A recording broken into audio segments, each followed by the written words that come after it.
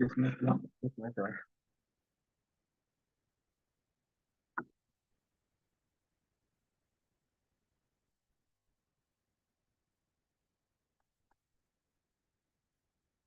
Okay.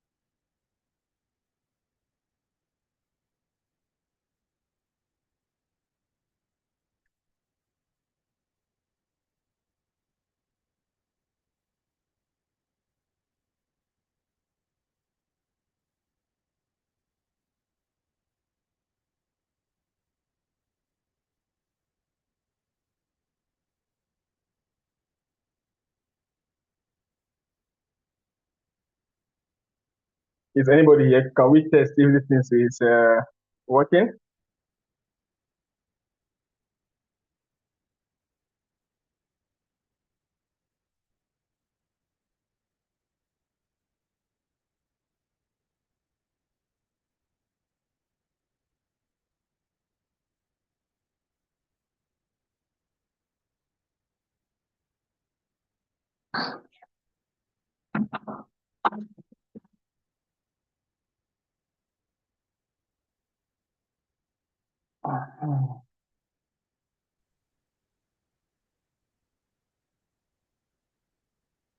Can you hear me? So with the strong start. Can you hear me? Can you hear me, Mr. Enaps? Yeah, I can hear you. Can you hear me too? I can hear you loud and clear. Can you hear me? Let me adjust a few things. I'll get back to you in a few minutes. All right.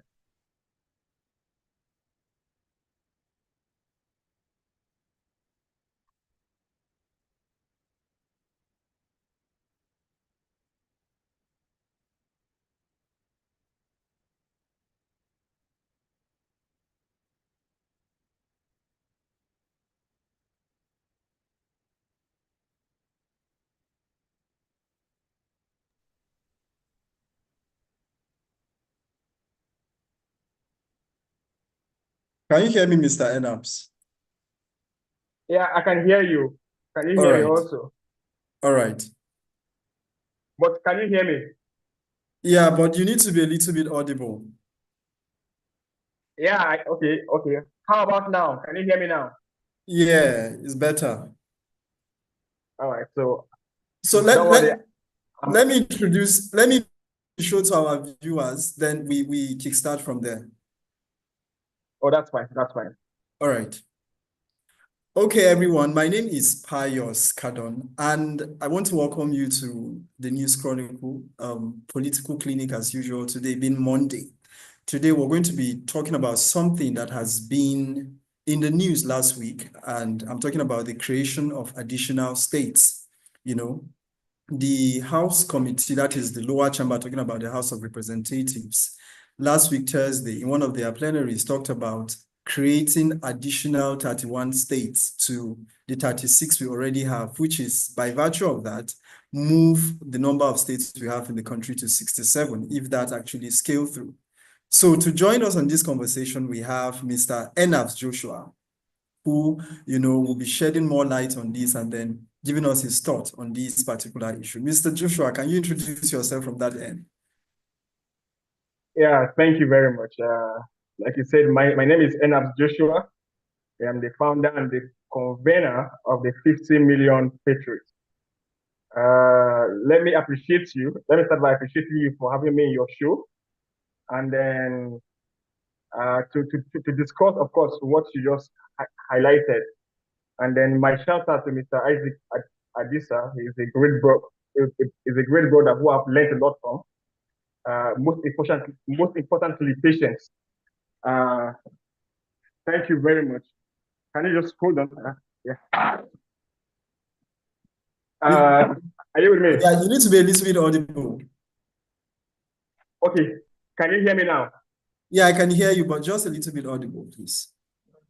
All right. So I said I want to appreciate you for having me in this your program. Yeah. As we dissect and discuss the issue you raised. Let me start by saying that when you see policymakers, when you see policy shapers, like in this case, the 10th Assembly, trying to make a policy that is as large and big as this, you know that it's not just black and white. All right? It's not just black and white. For in governance or in every government, there are different demands coming from different groups, and there are hundreds, different groups, different lobbying groups, different organizations, different states, different sponsors of the government of the day, trying to implement their wish, their desires, their aspirations in that same government. So when you see a bill like this, know that it does not it did not come from a vacuum. Neither did it fall from heaven, neither did it come from hell, but it's coming from different pressure groups. Although, Mr. Joshua, I can see that you are all fired up. I was going to, throw a particular question that would serve as an ice, a way of breaking the ice for us, but it seems you are all fired up already. No, but it's fine. You can ask a question before I continue my fired up. Yeah, so the House of Representatives Committee on the Review of the 1999 Constitution, put forth a proposal last Thursday, like I just said earlier. And then the proposal was that there are entries for, the creation of additional 31 states. And by virtue of that, if that happens, it means the states in Nigeria is going to move from 36 to 67. And then the last we had this kind of major restructuring in the country was in 1996, where the number of states moved from 30 to 36. Do you see any implication in the creation of additional states, looking at the let me say the strained resources we have as a country, and then the state of the economy at the moment? Do you see any implication? Okay. Yeah, there are so many implications. I think I was already in line to answer this question before you asked.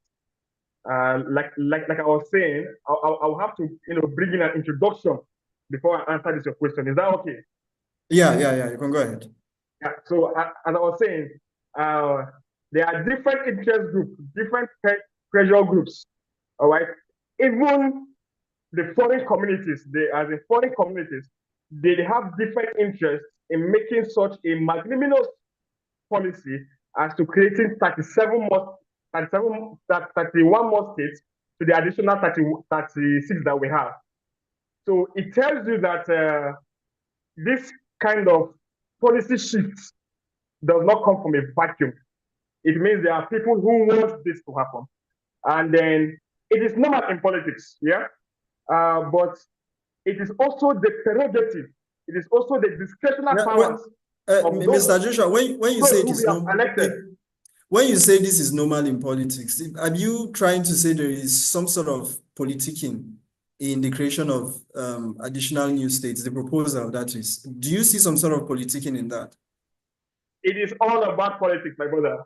It is all about politics. Whatever you see out there has interest in it. And what is politics? Politics is all about interest. But some people will tell you that there has been agitation of imbalance when it comes to, some regions. It is And then the need to politicking. Yes, I said there have been demands from different groups, different states, different organizations to create more states. It shows that there are interests. And when there is interest, there is politics. Do you understand? Yeah, I'm with you. I'm with you. Yeah, so it is the prerogative, it is the discretionary powers of those we have elected, because in the true sense of the word, we tend to elect those who are best among us. We tend to believe that the best among the rest are those who are in leadership. So it is the prerogative of those in leadership to now determine whether, if these demands from different groups is worth implementing at such a time as this. So I have said two things. One, that there are different groups demanding for such policies to be changed or to be improved on. And then two, it is the prerogative of our leaders that we've elected, because we assume they are the best among us, to determine, in economics, it's called the scale of preference, to determine if this policy is what Nigeria needs at this particular point in time. It's what will benefit the average man. It's what will determine whether our GDP will increase. It's what will determine whether our economic value will increase. It's what will determine whether the life of an ordinary man will be better. So that is the two things I will give you from that introduction. So back to your question, is there any form of politics? It's all about politics. It's all about politics. There are different interests involved. There are people from Kadon South advocating for states. There are people from Anambra advocating for more states. Even in Edo State, there are people there. Even in the Middle Belt, there are people there. So it's people pushing pressure. I mean, all the geopolitical zones are agitating for more states. If you look at the breakdown from the proposal, you'll notice that I think the only region that is actually proposing for lesser state is the South, where the proposal seek to, we're having like 4 states there. But if you look at states like the Northwest and state like the Northeast, states like regions like the Southwest and all, they're agitating for 7 and even 8, and even Middle Belt agitating for, I think, about 7 or 8 thereabout. So would you say there is a particular region whose agitation can be justified, where you say, okay, for this particular region, I think they really need this kind of balance. They really need this kind of representation. Like they need additional state, regardless of whether it's going to strain federal resources also. But then they need this to balance off. A case in point is, if you look at Southeast, will you say theirs is actually justified? Looking at the fact that they are short of one state. You see, like I said before, can you hear me? I can hear you. Yeah, like I said before, it is never black and white. I have been too long in this game to know that it is not black and white. Yes, the Southeast has been agitating for an additional state because they fear that they lag behind. All right. It will be fair. It will be fair if they have 6. I think right now they have 5: Anambra, Imo, Enugu, Ebonyi, and then Abia. Yes. Compared to other states that have 7, have 6, some of them have other regions. Yes, actually. Yes, other regions. So it will be fair. It will be fair if they have their own additional states. But the question is this: will additional states in the Southeast lead to development in the Southeast? With additional states in the Southeast stop the wanton killing in the southeast. With additional states in the southeast, increase the GDP of the southeast. Most of them will tell you that they need that balance. That balance has to be created. Right. Listen. I am a Christian, yeah? And the Bible, Jesus spoke about a parable where he gave some people 5 things to sow, some people 2, some people 1. If I have given you 1 and you fail in 1, why do you think I will give you 5 to succeed in 5? The 5 states that they have and this is not just limited to the southeast. The 5 Mr. states Joshua, have the southeast. Yes, Mr. sir. Joshua, in one breath, you are saying it is justified for the southeast to have an additional state, looking at the fact that they are short of 1 state. And then in another breath, you're saying the 5 states they have, they are not, okay, it's not a yardstick for them to demand for another. For development strike. That's what I'm saying. It's not a yardstick. Because even the states even the regions that have 5 states, that have 6 states or 7 states, what do they have to show for it? Do you understand? Here's the thing. You talked about politics. You talked about politics being in the mix of all of these. And then when we look at politics keenly, politics is a game of number. Now, if you go to other regions, you discover that when it is electioneering, the chunk of number you get is something you cannot compare to other regions. For example, if you go to Northwest, you discover that the chunk of number you get from Northwest during elections cannot be compared to, say, the Southeastern region. And then it begs the question, we need that balance to be politically positioned, right? So if you are looking at the politics of things, you would actually give it to them that, okay, these additional states should be created. Maybe not for the viability of the state, but to be politically positioned. Okay, let's get something right. Okay, there is electioneering, there is representation. Electioneering leads to representation, but when it comes to numbers in elections, is different from representation. I will explain. For example, even though you make 15 more states in the southeast, from the figures we have right now in our population statistics, it is not to be compared with the numbers from the southwest, from the northwest or the northeast. So you may say yes, in representation, we may have equitable numbers.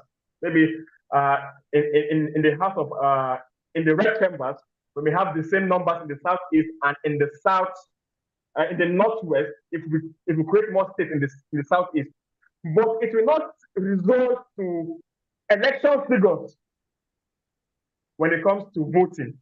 I don't understand. I get you. I'm here. Yeah, so we may have equal representation, which is good. But when it comes to electioneering and voting, it will not have equal number. But yes. But we are not talking. I am not really talking about electioneering right now. I'm even talking about the representation. Those that have represented the South is so far, even the South that has 6 states, what have they shown for it?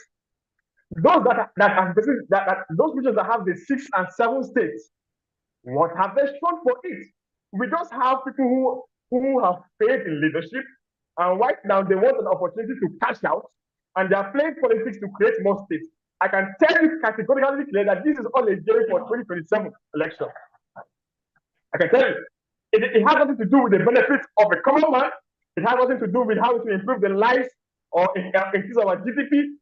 If you look at I watched the session in the House when they were giving the reasons why they want to create more states. Well, with all due respect to those people, but it sounds so. Let me not use abusive words online, but it sounds so low. One of the reasons they gave is that it will create more political jobs, political opportunities. So from there, you can deduce and detect that it is all for their own personal interest. It But is not wouldn't for it the common would it good of, but wouldn't it yeah. create that actually? Wouldn't it create more jobs? No, no, no. Because if you We have have a jobs. new state, you're definitely going to have a new governor for that state, and then you're going to have an administration like you Beautiful, get, and then beautiful, you're beautiful. going to have to recruit people to work as a governor. At the expense of what? At the expense of what? It's going to make you At the productive expense of the because at if the you, expense of taxpayers' money. No, see. I mean Like I said, the like I said, I'm president sorry, like I said, the president. All right, go ahead. okay, like I said, to do well in business or to do well in governance, you need to have a prototype. You need to try something and say, okay, it has worked. Then let me work this new one I want to invent or I want to try.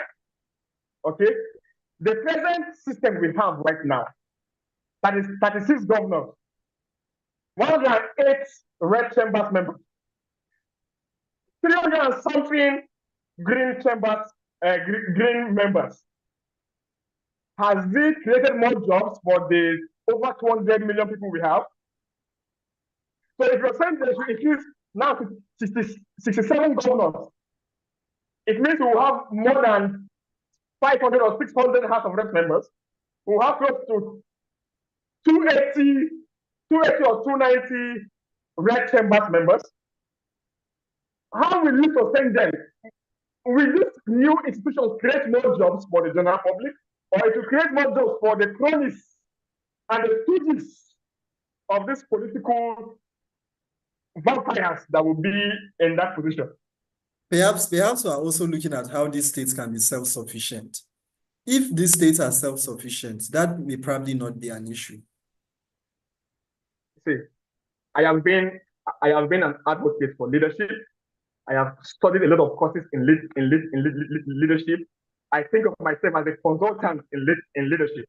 Now, if I come to your organization and your board members tell me that, let's say, for example, your board members hired me as a consultant and they said they have a problem, all right, I should fix it.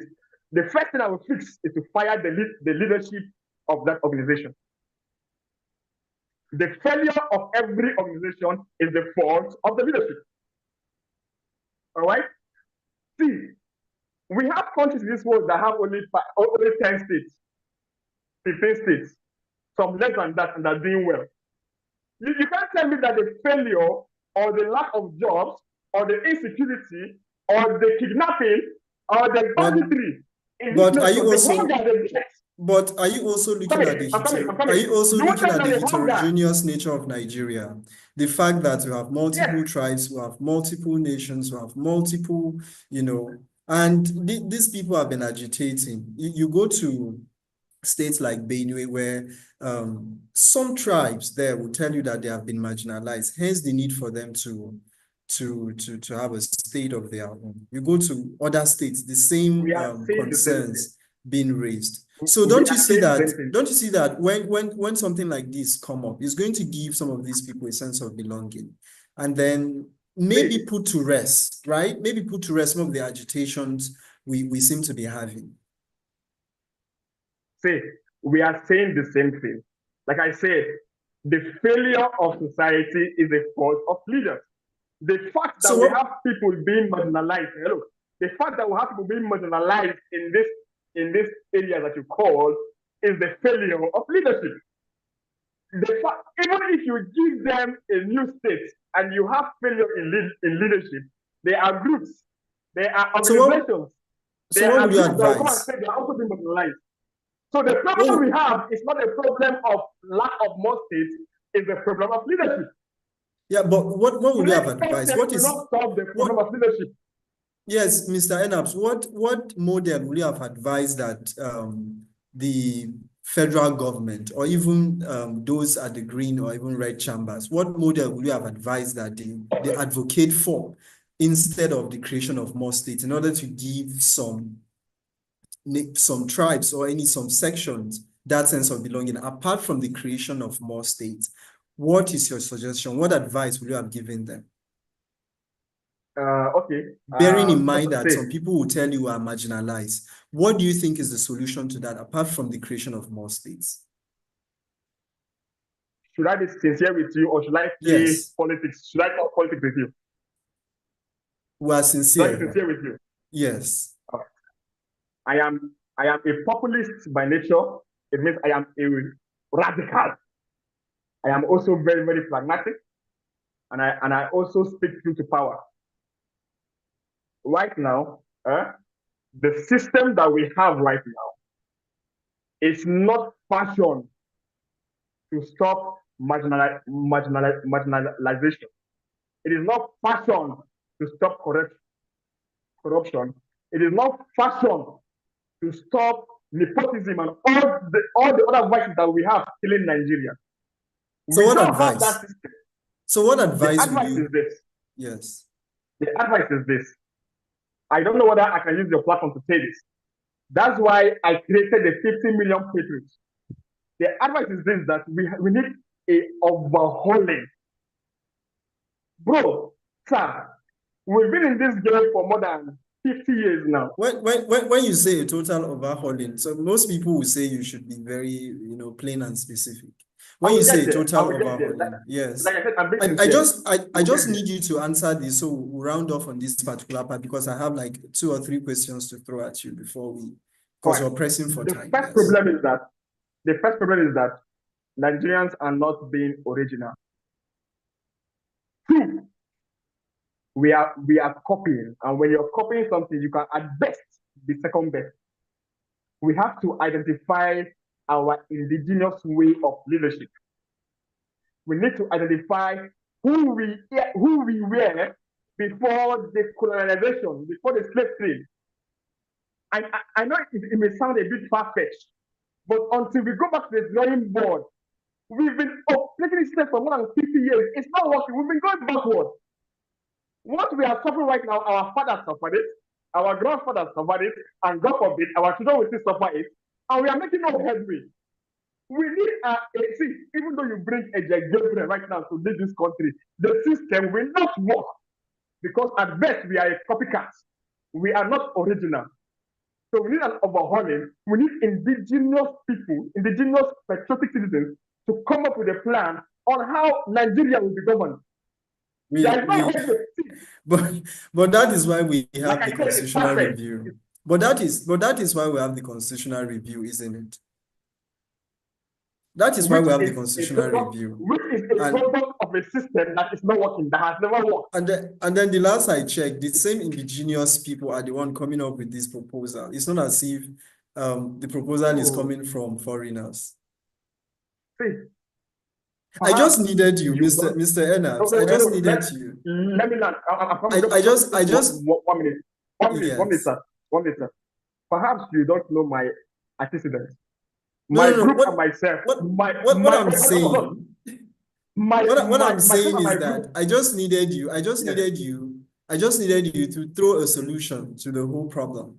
Now, if you're I'm telling you, saying the solution is this: yes, to go back to the drawing board. the drawing board You is talk not about filled up. yes, you talk about the constitutional review, which Yes. is which are people that are product of a corrupt system that produced them. He who pays the piper dictates the truth.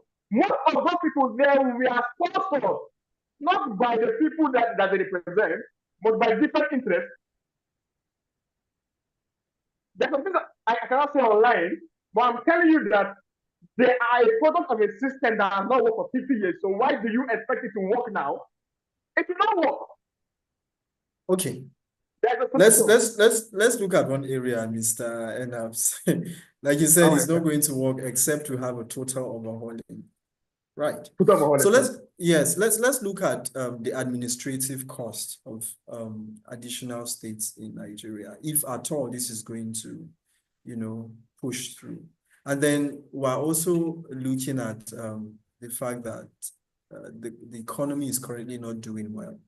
And then Yes, sir. if at all this is going to push through, do you see some form of administrative cost attached to it, and how would that really, trickle down to the people? Yes. How would that trickle down to the Oh, people? first of all, personally, I know that this bill will not fly. I know it's not fly. You Okay, quote me, it's not fly. But why do you let's think it's assume not going to fly? Why do you think it's not going to fly? uh, we have had we have had series of constitutional reviews since 1999. Even during the Buhari's era, there were House members who came with such bill. It did not pass. Exactly. During So why Trump do you think era, this particular one, that might be different, isn't it? So why do you think this particular one will not because fly? Bearing in mind that build up to the 2023 election, we had some presidential candidate who part of their campaign mantra was that the country needed restructuring. And then a lot of people bought into that. And then, this presidential candidate wrote on that particular mantra. And a lot of people believe that this is what the country needs. And then it's almost looking as if this particular administration is also tilting towards that direction of saying, hey, we need restructuring at this point in time. And then it's not as if this is the first time we're having. I took you back to 1996 where actually that was the last time we had the creation of additional 6 states when we had just 30 states. So why do you think this is not going to fly? Bearing in mind that a lot of people are saying this country needs to be restructured, which is part of the overhauling you're talking about. yes, yes. Now from what you said most of the candidates campaign on this. So you now agree with me with what I first said, that there is politics involved. Now, check previous government or previous candidates who campaigned before now. You also notice that they flew on this same creation of more states, this same restructuring to get during Goodluck Jonathan's time life, during Buhari's time they used it, during this present government they used it. So why do you think that this same act is not still a means or a scheme that will be used for 2027 election? Now, like I told you, it will not fly. But you will see, when time for campaign comes, this same bill will be on a hot burner. But it will not sell. It will not sell. Okay, you feel this is just campaign. you feel this is just a campaign bait against 2027. Of course, now, of course. Okay. Anyone who has said long in the game will know that this thing will not fly until 2027. Imagine now, somebody like President Tinubu goes to somewhere like Kogi to campaign, and they say, it's true, people in Kogi West have been marginalized by Kogi North, or vice versa. But if you elect me for my second tenure, I will make sure you have your own state. Already, they have done a lot of PR to make sure that this is on the line. It's online. It's in everybody's ear. Of course, it will be a good step for them. So it's all politicking. Go to anywhere, it will not sell. It is all politicking. It's not going to sell. Want to say a big thank you for joining us, all right? Because we're pressing for time. We'd have loved to talk more and more and more. I can see that you're all fired up for this conversation. But then we're going to feature you in we're going to feature in one of our shows in a subsequent edition of the program Political Clinic. Thank you so much, Mr. Enabs Joshua, for joining us. Thank you very much. God bless you. Thank you. All right, viewer, I've been speaking with Mr. Enabs Joshua, who is the founder and convener of the 50 Million Patriots, rather. And then there you heard from him, sharing his thought on the current proposal of 31 additional states in the country and the implications surrounding the creation of these states. All right, in a couple of days or even months, we're going to see how this particular bill is going to, or even this proposal rather, is going to pan out. because it has created a lot of debates in different quarters. My name has been Pius Kadon, and I'm urging you to join us on our next edition, which comes up on Monday, as we talk about another burning issue, and then we invite someone who would, put us in the know on that particular issue. Make sure to like, comment, and subscribe to our channel. All right? Join us. I remain Pius Kadon. Goodbye.